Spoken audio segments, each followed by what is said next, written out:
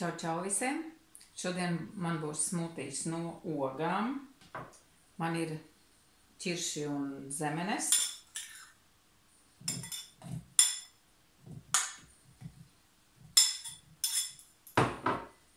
Man ir sasaldētas upenes, mājas, vēl ir palikušas no saldētavas.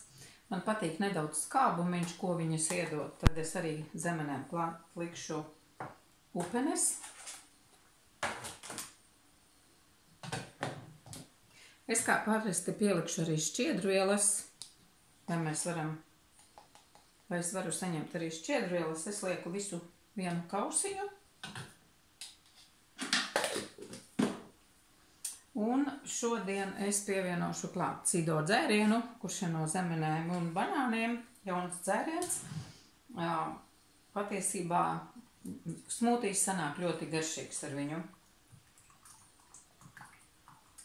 Šeit var droši vēl likt grieķu jogurtu klāt. Jautājums, cik jūs, teiksim, biezu viņu gribat vai šķidru. Patiesībā pēc jūsu izvēles, ko jūs gribat, tur varat miksēt. Un es sablenderēšu. Un viss tāds ļoti ātri, tie, kas steidzīgi un negrib šobrīd vasarā kaut ko gatavot ēst, tad šādi smūtiji ļoti ātri var pagatavot. Pirmkārt, viņiem ir ļoti daudz vitamīni, fitouzturvielas. Viss, kas nepieciešams mums, mēs pilnīgi visu saņemam, un tā ir tāda aizstājuma vienu ēdienreizi.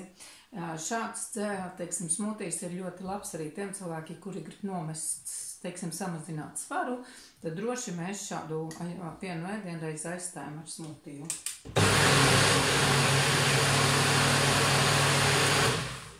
Šis jau man būs krāsains, ļoti skaists sarkans, kā zemenītes.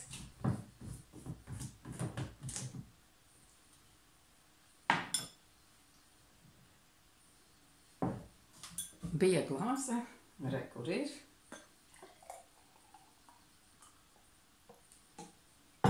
Šāds ļoti skaists krāsains. Arī ļoti garšīgs. Interesanti, nav ļoti salds pēc būtības, tāpēc, ka tas dzēriens nav salds. Un arī klāt ogas salds nav. Lai labi garšo un padalieties, kādus jūs gatavojat smūtijus.